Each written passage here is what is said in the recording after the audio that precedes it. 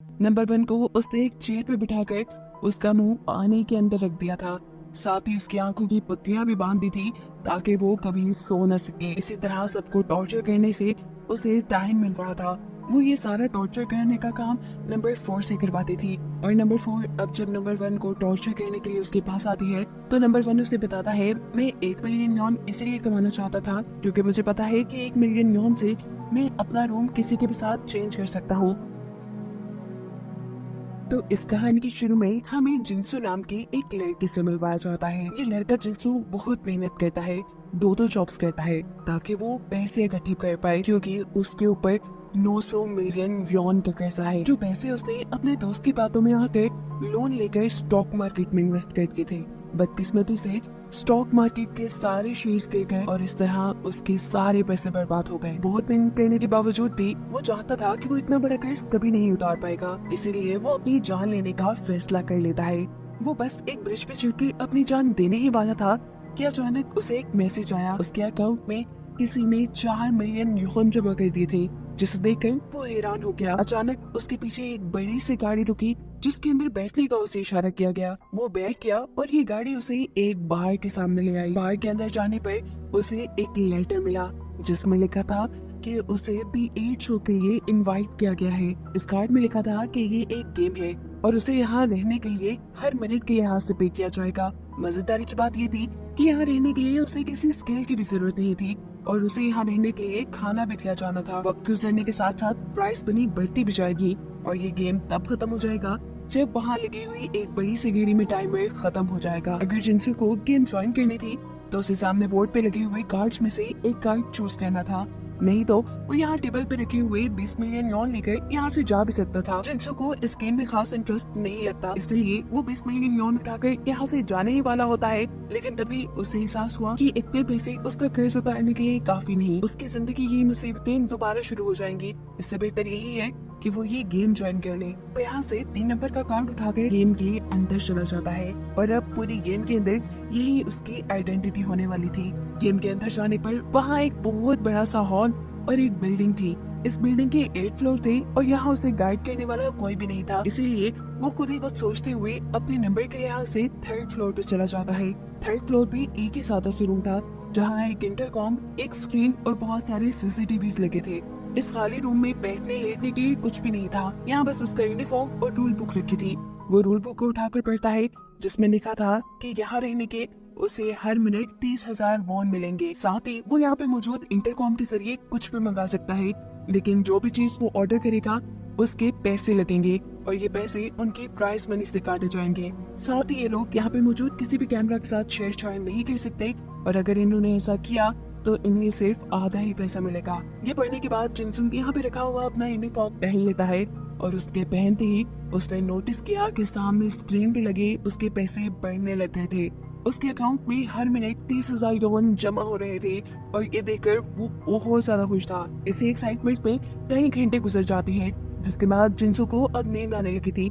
इस रूम में सर्दी बहुत ज्यादा थी, इसीलिए वो एक स्लीपिंग बैग मंगवाने का डिसाइड करता है। लेकिन जब यहाँ के लोग उसे प्राइस बताते हैं तो वो हैरान रह गया। यहाँ पर हर चीज की प्राइस आम दुनिया से कोई 10 गुना ज्यादा थी। सबसे सस्ती चीज यहाँ सिर्फ न्यूज़पेपर थे, जिसे मंगवा कर अपने ऊपर ओढ़ कर उसने ये रात गुजारी। रात किसी तरह कट जाती है। सुबह उसकी आंख यहाँ पे लोगों के शोर से खुली। बाहर आकर उसने देखा कि यहाँ पे और भी लोग थे जिनके कपड़ों पे उनके आइडेंटिटी नंबर्स लिखे थे और वो इन्हीं नंबर्स के लिहाज से अलग-अलग फ्लोर्स पर रह रहे थे।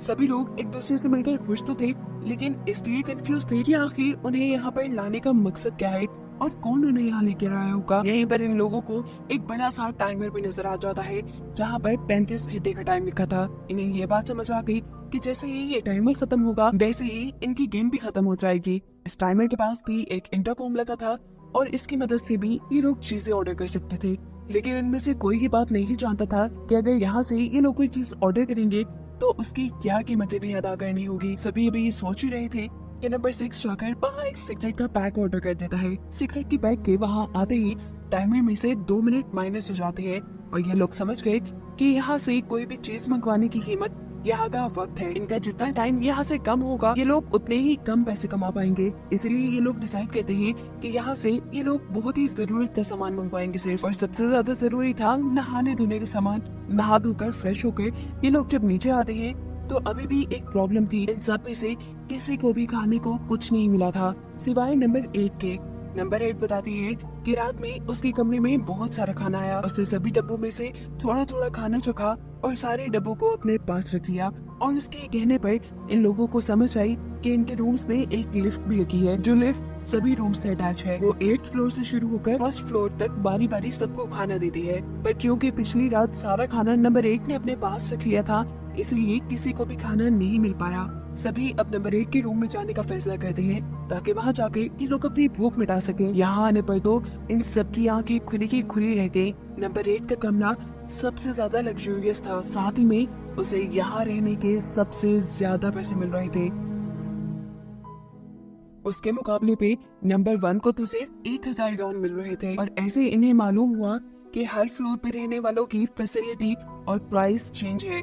और ये बात मालूम होने पर सब यही सोचते रहते कि इन्होंने बड़ा नंबर चूज क्यों नहीं किया। सब लोग अपना अपना खाना खाते हैं और बचे हुए खाने को संभाल लेते हैं ताकि जब दोबारा इन्हें भूख लगे तो ये लोग यही खाना खा सके, इनको ऑर्डर ना करना पड़े। यहाँ से फ्री होने के बाद ये लोग जैसे ही नीचे की तरफ आए तो नंबर 4 ने जोर से चीख मारी। उसकी चीख सुनकर सभी डर कर नीचे आ गए। इन लोगों ने सामने देखा कि टाइमर में अब सिर्फ 15 घंटे बचे थे। और ऐसा इसलिए हुआ था कि नंबर 8 ने यहाँ पर बहुत सारे कपड़े और जेवर मंगवा लिए थे, जो देखकर सभी उसके ऊपर गुस्सा होते हैं क्योंकि अब सिर्फ 15 मिनट में ये लोग जितना पैसा कमा सकते थे उतना कमाएंगे और उसी पैसे को इन्हें साथ लेकर जाना पड़ेगा। इन सबको रियलाइज करते हुए नंबर 8 कहती है, अरे रुको, मैं जानती हूँ कि इस टाइम को कैसे बढ़ाना है। सब लोग सीढ़ियां चढ़ो, ये टाइम बढ़ जाएगा। किसी को भी इसकी बात पे यकीन नहीं था, लेकिन अब कोई और रास्ता भी नहीं रह गया था। ये लोग 15 मिनट तक लगातार सीढ़ियां चढ़ते रहते हैं और इस सब में सबसे ज्यादा मुश्किल होती है नंबर 1 को, क्योंकि उसका एक पाँव खराब था। 15 मिनट लगातार सीढ़ियां चढ़ने के बावजूद भी इनका टाइम जब नहीं बढ़ा तो ये लोग अब हार ही मान चुके थे। लेकिन एकदम से उनके मुंह पे खुशी की लहर दौड़ आई क्योंकि इन्हें 24 घंटे वापस मिल गए थे। इनकी खुशी की एक और वजह ये भी थी कि इन्हें यहाँ टाइम बढ़ाने का पता चल गया था और अब ये लोग टाइम बढ़ाकर ज्यादा अरसा यहाँ रहकर ज्यादा पैसे कमा सकते थे। ये लोग अब हर रोज सीढ़ियों पे भागना शुरू कर देते हैं। इससे इन्हें टाइम तो मिल रहा था, लेकिन रोज रात को इन सबको ही बहुत ज्यादा थकान हो जाती थी। इस मसले के हल के लिए ये लोग 2 ग्रुप्स में डिवाइड हो जाते हैं और ये फैसला करते हैं कि एक दिन एक ग्रुप भागेगा और दूसरा ग्रुप आराम करेगा, और फिर अगले दिन दूसरा ग्रुप भागेगा और पहला ग्रुप आराम करेगा। इस तरह इनका टाइम भी बढ़ता रहेगा और इन्हें थकान भी ज्यादा नहीं होगी। अब नंबर 1 जिस ग्रुप पे था, जाहिर सी बात है वो इतना भाग तो नहीं सकता था। इसी वजह से उसके ग्रुप के 2 मेंबर नंबर 6 और नंबर 8 उसे बहुत ज्यादा टॉर्चर करते थे, जो देख नंबर 2 को बिल्कुल अच्छा नहीं लगा और उसने फैसला किया कि वो नंबर 1 की जगह भागेगी। यानी अब उसे आराम का कोई दिन न मिलता, उसे हर रोज भागना था। जिनसू यानी नंबर 3 को नंबर 2 की हालत पे रहम हो जाता है, इसलिए वो डिसाइड करता है कि कुछ दिन वो नंबर 1 की जगह भागेगा तो कुछ दिन नंबर 2, और इस तरह दोनों का काम बराबर रहेगा। आहिस्ता आहिस्ता करके दिन गुजरते रहते हैं और इनके सामने एक और मुसीबत आ जाती है। इनके रूम्स में टॉयलेट वेस्ट बहुत ज्यादा बढ़ गया था, जिससे सभी लोग परेशान थे। ये बात जानकर नंबर 1 डिसाइड करता है कि वो सबका टॉयलेट वेस्ट अपने रूम में रखेगा, क्योंकि वो भाग के तो सबकी मदद नहीं कर पा रहा, इसी तरह वो मदद कर देगा। इसीलिए सब लोग अब लिफ्ट के जरिए अपना टॉयलेट वेस्ट उसके कमरे में पहुंचा देते हैं। एक मुसीबत अभी खत्म ही हुई थी कि दूसरी उनके सामने आ गई। ये लोग हर रोज सीढ़ियां तो चढ़ते थे, लेकिन अब इन्हें सीढ़ियां चढ़ने के लिए बहुत कम वक्त मिल रहा था, जिसकी वजह से सभी लोग परेशान रहने लगे थे। इसी दौरान हम देखते हैं कि नंबर 1 की तबीयत खराब हो जाती है, उसे बहुत बुरे पैनिक अटैक्स आते हैं, जिसे देखकर ये सब लोग घबरा गए। उसे उठाकर ये सब लोग इंटरकॉम के पास लेके जाते हैं, जहाँ से ये उसके लिए दवाई मंगवाना चाहते थे, लेकिन नंबर 6 और नंबर 8 बाकी सब लोगों को ये करने नहीं देते, क्योंकि ऐसा करने पे उनका ये कमाया हुआ टाइम कम हो सकता था। ये दोनों बहुत ही ज्यादा सेल्फिश थे और ये देखकर नंबर 2 को बहुत ज्यादा गुस्सा आ जाता है। वो बेशक एक लड़की थी, लेकिन थी बहुत बहादुर। नंबर 6 जैसे मस्कुलर मैन से वो यहाँ अकेले ही लड़ जाती है नंबर 1 की जान बचाने के लिए। इन दोनों के दरमियान में जबरदस्त फाइट होती है, जिसकी वजह से ये दोनों ही जख्मी हो गए थे। लड़ाई खत्म होने पे यहाँ नंबर 7 नोटिस करता है कि एकदम से इन्हें 40 घंटे मिल गए और इस चीज से उसे समझ आया क्योंकि यहाँ पे लगे हुए सारे कैमरास उन्हें मॉनिटर करते हैं। ये गेम शो असल में लोगों को दिखाया जा रहा है। जितना ये लोगों को एंटरटेन करेंगे उतना इन लोगों को टाइम ज्यादा मिलेगा। यानी साफ बात ये थी कि ये टाइम सीढ़ियां चढ़ने से नहीं मिल रहा था इन्हें सिर्फ। अभी जो नंबर 6 और नंबर 2 के दरमियान में लड़ाई हुई थी, लोगों को ये लड़ाई देखकर मजा आया और इसी वजह से इन्हें टाइम ज्यादा मिला था। ये लोग एक साथ मिलकर ये सोचने बैठ जाते हैं कि आखिर ऐसा क्या करेंगे लोग जिसकी वजह से इन्हें देखने वाले लोग एंटरटेन हो और इन्हें यहाँ रहने के लिए ज्यादा टाइम मिल जाए। सभी मिलकर डिसाइड करते हैं कि ये लोग यहाँ पे एक टैलेंट शो करेंगे। हर इंसान अपना अपना टैलेंट दिखाएगा जिसकी वजह से लोग एंटरटेन होकर इन्हें ज्यादा टाइम देंगे। सभी लोग तो इस बात से एग्री थे, लेकिन जिनसू यहाँ पर परेशान हो गया क्योंकि उसके अंदर तो कोई टैलेंट नहीं था। खैर ये लोग अपना अपना टैलेंट दिखाना शुरू करते हैं। सबसे पहले नंबर 7 अपनी नाक से बांसुरी बजाकर दिखाता है, जिससे लोग बहुत ज्यादा एंटरटेन होते हैं और इन्हें एक साथ 20 घंटे मिल जाते हैं। इतना सारा टाइम मिलने पे ये लोग बहुत खुश थे। ये लोग फैसला करते हैं कि आज के लिए इतना वक्त काफी है, बाकी लोग अगले दिन अपना टैलेंट दिखा लेंगे। लेकिन आज के लिए ये फैसला करना जरूरी है कि आखिर इन्हें कितने दिन यहाँ रहना है और इन्हें कितनी मेहनत करके कितना टाइम कमाना चाहिए, क्योंकि कोई भी पूरी जिंदगी यहाँ पर रह के पैसे नहीं कमाना चाहता था। ये लोग इस पैसे को कमा के बाहर जाके इन पैसों पे अय्याशी भी करना चाहते थे। अब इन्हें यहाँ कितने दिन रहना था, इस चीज का फैसला ये नंबर 1 पे छोड़ देते हैं, क्योंकि उसे यहाँ रहने के सबसे कम पैसे मिल रहे थे और दूसरी बात वो एक टांग से माजूर भी था। वो इन सब लोगों से कहता है असल में मुझे सिर्फ 1 मिलियन लॉन चाहिए, जिसमें से 2,50,000 लॉन में कमा चुका हूँ और मुझे बाकी पैसे कमाने के लिए यहाँ 75 दिन रहना होगा। सब लोग 75 दिन यहाँ रहने का फैसला कर लेते हैं, क्योंकि कहीं न कहीं उन्हें भी यहाँ रहकर फायदा ही होने वाला था। अब 75 दिन में बहुत सारे घंटे होते हैं। इतने घंटे कमाने के लिए इन्हें सोचना पड़ जाता है कि आखिर ये लोग अपना कौन कौन सा टैलेंट शो करेंगे जिसकी वजह से इन्हें इतने सारे घंटे मिल जाएं। एक लड़की जाकर अगले दिन एक बहुत अच्छा गाना गाती है जिससे इन्हें सिर्फ 15 घंटे मिलते हैं। नंबर 6 यहाँ पर अपनी ताकत दिखाता है और अपने कराटे स्किल से यहाँ टाइल तोड़कर बहुत सारे घंटे कमा लेता है। नंबर 2 भी यहाँ उसी की तरह टाइल्स तोड़कर अपना ताकत का टैलेंट दिखाती है, लेकिन ऐसा करने पे उसका हाथ काफी सारा जख्मी हो चुका था। उसने यहाँ टाइल्स के साथ साथ वुडन ब्लॉक्स को भी तोड़ा था, जिसकी वजह से उसे 17 घंटे मिले थे। जब बारी आती है यहाँ पर नंबर 4 की, तो वो बहुत ही बकवास गाना गाती है, जिसकी वजह से उसे सिर्फ 4 घंटे मिलते हैं। जिसके बाद जब वो स्टेज से उतरने लगते हैं तो गलती से स्लिप हो जाती है। उसके स्लिप होने से शायद लोग काफी एंटरटेन हुए थे, क्योंकि उसे 5 घंटे और मिल गए। अब बारी आ जाती है जिनसू की। बेचारे को तो कुछ आता ही नहीं था, इतना गंदा डांस करता है वो कि सभी उसका मजाक उड़ाते हैं और ऑडियंस भी उसे सिर्फ 17 मिनट ही देती है। इसके बाद नंबर 1 की बारी थी। नंबर 1 एक जोकर बन के यहाँ सबको एंटरटेन करता है। सभी उसकी परफॉर्मेंस से बहुत ज्यादा खुश थे, इसलिए उसे इकट्ठे 30 घंटे मिल गए थे। जब बारी आती है नंबर 8 की, तो वो यहाँ कोई टैलेंट नहीं दिखाती, बल्कि नंबर 6 को लेकर अपने रूम में चली जाती है और उसके ऐसा करने पे उसे एक साथ 69 घंटे मिल जाते हैं। अब क्योंकि इन लोगों को अपना टाइम बढ़ाना आ गया था और अपना टाइम बढ़ाने के लिए इन्हें सीढ़ियों पे भागने की जरूरत नहीं पड़ती थी, इसलिए ये लोग डिसाइड करते हैं कि नंबर 1 के रूम से अपना टॉयलेट पेस्ट निकाल लेंगे और उसके बाद वोटिंग करेंगे। जिसके वोट ज्यादा हुए उसके रूम में फिर वो सारा टॉयलेट पेस्ट रखा जाएगा। वोटिंग से पहले ही ये सब लोग चीटिंग करते हैं और ये डिसाइड कर लेते हैं कि वो नंबर 8 को ही वोट देंगे, क्योंकि उसका रूम सबसे ज्यादा बड़ा है और वो बड़ी आसानी से ये सारा टॉयलेट पेस्ट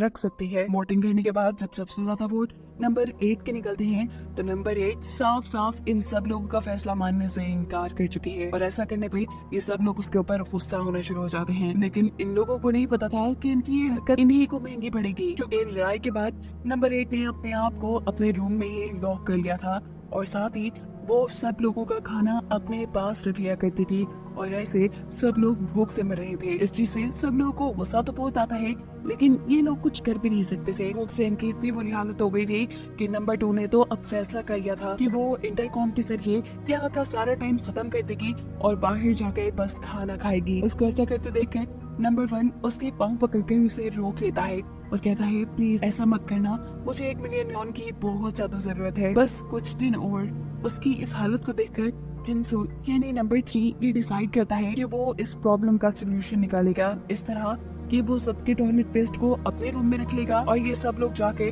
नंबर 8 से माफी मांग लेंगे। यहाँ जिनसू का साथ नंबर 4 भी देती है और वो भी थोड़े से टॉयलेट वेस्ट को अपने रूम में रखने के लिए मान जाती है, जिसके बाद ये सब लोग जाकर नंबर 8 से माफी मांगते हैं और फाइनली फिर सबको खाना खाने को मिल जाता है। अब क्योंकि नंबर 8 ने दोबारा इन्हें ज्वाइन कर लिया था, तो अब इनकी टीम वापस से बन गई थी। ये लोग फैसला करते हैं कि ये दोबारा लोगों को एंटरटेन करके अपना टाइम बढ़ाएंगे और इस मर्तबा इन्होंने एक ऐसी गेम बनाई थी जिसमें बारी बारी रख के हर कोई किंग बनता और किंग इन सब से अपनी मर्जी का काम करवा सकता था।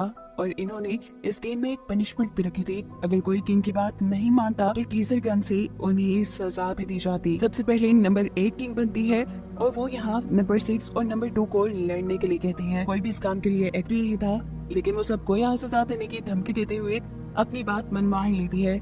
नंबर 2 और नंबर 6 के दरमियान में हम जबरदस्त लड़ाई देखते हैं, जहाँ पहले तो नंबर 2 नंबर 6 को हरा रही थी, लेकिन फिर उसके हाथ में दर्द होने लगता है और इसी चीज का फायदा उठाते हुए नंबर 6 उसे इतना मारता है कि एक पॉइंट पे बस वो मरने ही वाली थी। उसकी हालत देखकर सब नंबर 6 को उससे दूर कर देते हैं और ये डिसाइड करते हैं कि आइंदा इस गेम में कोई भी लड़ाई नहीं होगी। लेकिन दूसरी तरफ इन्हें देखने को मिलता है कि सिर्फ इसी लड़ाई की वजह से इन्हें एक साथ 40 घंटे मिल गए थे। ये गेम ये लोग काफी दिनों तक खेलते हैं, लेकिन अजीब बात ये थी कि हर मर्तबा या तो नंबर 1 किंग बनती थी या फिर नंबर 4, और ये दोनों ही लोगों से ऊट पर टांग के काम करवाती थी, जिसकी वजह से सभी लोगों को बहुत मुश्किल होती थी। नंबर 7 जो इन लोगों में काफी होशियार था, वो समझ गया कि जरूर कुछ गड़बड़ है, इसलिए वो रात में नजर रखता है वोटिंग बॉक्स पर और देखता है कि रात में नंबर 4 सारी बॉल्स को बदल देती है। ये देखकर वो बहुत ज्यादा गुस्से में आ गया। पता उसने ये बात सब लोगों को बताई तो नहीं, लेकिन उसने नंबर 4 को धमकी जरूर दे दी कि अगर दोबारा तुमने ऐसा किया तो वो बाकी लोगों को भी इस बारे में बता देगा। अगले दिन जब ये लोग चीटिंग नहीं करते तो नंबर 4 और नंबर 8 दोनों ही किंग नहीं बनती। अब जब कोई और किंग बना तो उसने नंबर 8 को अपनी मर्जी का काम करने को बोला, लेकिन नंबर 8 ने जब वो काम करने से इनकार कर दिया तो किंग की बात ना मानने पर अब उसे सजा मिलने वाली। ये सब लोग उसे टीचर गर्ल से शौक देने वाले थे और इससे पहले कि ये लोग शौक देते, नंबर 6 उसे बचा लेता है, क्योंकि वो एक तरह से नंबर 8 का गुलाम बन गया था, क्योंकि नंबर 8 अपना रूम और वहाँ की फैसिलिटीज उससे शेयर कर रही थी। और ये चीज देखकर ये सभी लोग बहुत ज्यादा शौक हो जाते हैं। वो यहाँ साफ साफ सब लोगों से कह देता है कि नंबर 8, मैं और नंबर 4 यहाँ किसी का कोई काम नहीं करेंगे। इन लोगों ने जैसे अपना एक अलग सा ग्रुप बना लिया था, साथ ही उन्होंने होशियार नंबर 7 को भी अपने ग्रुप में आने की ऑफर दे दी, क्योंकि वो जानते थे कि ये बंदा बहुत अक्लमंद है और बहुत काम का है। नंबर 7 भी उनके ग्रुप को ज्वाइन कर लेता है और ऐसे ये ग्रुप दूसरे ग्रुप के ऊपर हुकूमत करने लग जाता है। दूसरे ग्रुप वाले कुछ कर भी नहीं सकते थे, क्योंकि वो जानते थे कि अगर उन्होंने दूसरे ग्रुप की बात ना मानी तो नंबर 8 उन्हें खाना नहीं देगी और ये लोग उनके ऊपर जुल्म भी करेंगे। नंबर 8 की टीम दूसरे ग्रुप से कहती है कि अब जितने भी घंटे कमाने हैं वो तुम लोगों को ही कमाने हैं, हम लोग कोई काम नहीं करेंगे। गेम को और ज्यादा इंटरेस्टिंग बनाने के लिए वो इन सब लोगों से कहती है कि तुम सबको अपने अपने लिए यहाँ 2 घंटे जरूर कमाने हैं। 2 घंटे कमाने पे तुम्हें 3 कॉइन्स मिलेंगे और उन्हीं 3 कॉइन्स के बदले मैं तुम्हें खाना और पानी दूंगी। 1 कॉइन अगर तुमने कमाया तो तुम्हें सिर्फ पानी ही मिलेगा, और अगर तुमने 2 कॉइन कमाए तो तुम्हें खाना मिलेगा, और अगर 3 कमाए तो खाना पानी दोनों दे दूंगी तुम्हें।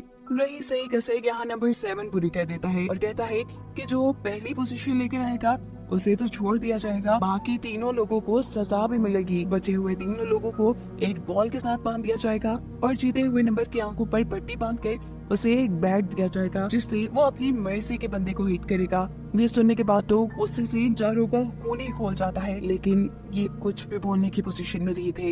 ये सब बताने के बाद नंबर 6 इन सबको अपनी बॉडी का एक एक पार्ट चुनने को कहता है। जैसे ही ये लोग अपनी बॉडी का पार्ट चुनते हैं, नंबर 6 उनके उन्हीं बॉडी पार्ट्स को बांध देता है। उनको बांधने के बाद नंबर 6 ने उन्हें छुपने को कह दिया। ये लोग जल्दी से छुप गए और जैसे जैसे नंबर 6 इन्हें ढूंढता जा रहा था, इन्हें बहुत बुरा मार रहा था। नंबर 3 इन्हें जिनसे बहुत ज्यादा डरा हुआ था, वो एक टेबल के नीचे छुप जाता है, जिसकी वजह से नंबर 6 उसे सबसे आखिर में ढूंढ पाया और ऐसे वो इस गेम का विनर बन गया। अपने वादे के मुताबिक नंबर 6 ने उसे फिर नहीं मारा। अब क्योंकि जिनसू जीत गया था, तो इन लोगों के बनाए रूल के मुताबिक उसे अपने ही एक ग्रुप के आदमी को आंखों पे पट्टी बांध कर मारना था।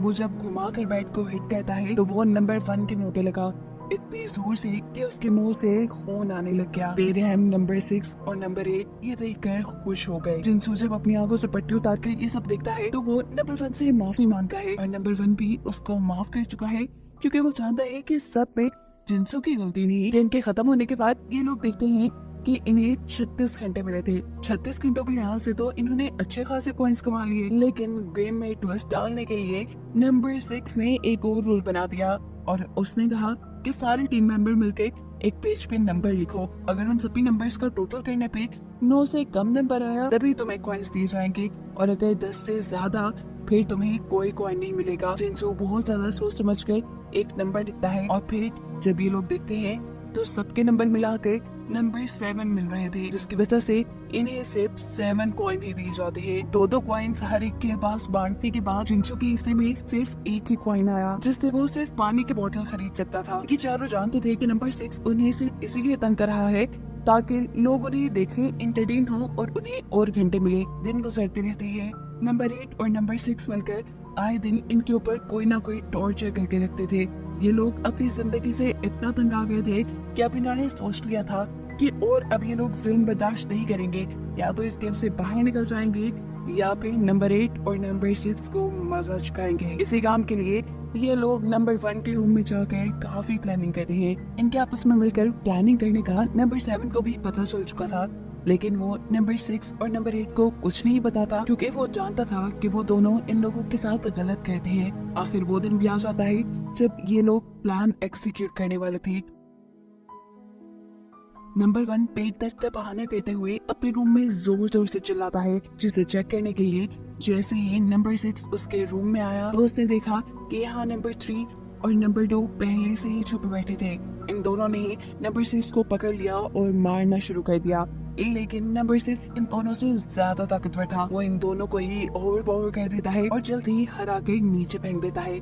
इन दोनों को अब से साथ देने के लिए उसने अपनी डीजल गन भी निकाल ली, लेकिन नंबर 2 और उसके साथी की किस्मत अच्छी थी, क्योंकि डीजल गन चलाने पे ये चली ही नहीं, क्योंकि इसके अंदर बैटरी नहीं थी, और इसकी बैटरी निकालने का अच्छा काम नंबर 7 ने ही किया था। फाइनली ये लोग जीत जाते हैं और नंबर 6, नंबर 8 और नंबर 4 को बंदी बना लेते हैं। बेशक से जिनसू की टीम ने इन्हें बंदी बना लिया था, लेकिन वो उनकी तरह उनके ऊपर टॉर्चर नहीं करते थे, वो उनका काफी ख्याल रखते थे। साथ ही इन लोगों ने ये भी फैसला कर लिया था कि अब ये लोग टाइम नहीं बढ़ाएंगे इस गेम का। जितने पैसे इन्होंने कमा लिए हैं वो इनके लिए काफी है। अब बस ये लोग ईमानदारी से अपना टाइम खत्म करेंगे और यहाँ से चले जाएंगे। नंबर 1 ये बात मान तो जाता है, लेकिन वो परेशान था क्योंकि अभी तक उसके 1 मिलियन नॉन कंप्लीट नहीं हुए थे। सब लोग मिलकर डिसाइड करते हैं कि जब ये लोग यहाँ से निकलेंगे तो वो अपने पैसों में से थोड़ा थोड़ा पैसा नंबर 1 को देकर उसके 1 मिलियन नॉन कंप्लीट करवा देंगे। इनका टाइम बस खत्म ही होने वाला था, और इस टाइम में नंबर 5 जो कि एक डॉक्टर थी, वो बंधे हुए लोगों का ख्याल रखती है। ये सब लोग मिलकर एक साथ खुशी से खाना खाते हैं और सोने के लिए चले जाते हैं। अगली सुबह जब ये उठी, इन्हें पता था कि ये लोग यहाँ से चले जाएंगे, लेकिन टाइमर में टाइम देखने पे इन सब के होश उड़ गए, क्योंकि वहाँ 45 घंटों का टाइम बढ़ चुका था। ये कैसे हो सकता था? इन्हें पता चला कि जरूर किसी ने कुछ तो किया है। ये लोग जाकर बंधे हुए लोगों को देखते हैं तो ये देखते हैं कि किसी ने नंबर 8 का दांत निकाल दिया था, तो किसी ने नंबर 6 के पाँव के सारे नाखून उखाड़ दिए थे, जिसकी वजह से ये लोग बहुत ज्यादा दर्द में थे और इसीलिए गेम का टाइम भी बढ़ा था। ये सब देखकर नंबर 2 को बहुत ज्यादा गुस्सा आ जाता है। वो हर हाल में यहाँ से बाहर निकलना चाहती थी, इसलिए गुस्से में वो सबको सभी के रूम्स में लॉक कर देती है ताकि आसानी से ये टाइम खत्म हो जाए। उसने सिर्फ नंबर 5 को आजाद छोड़ा ताकि वो सबका ख्याल रख सके। वो वैसे भी जानती थी कि नंबर 5 इतना ज्यादा हौसले वाली नहीं है कि ऐसा कोई गलत काम करे।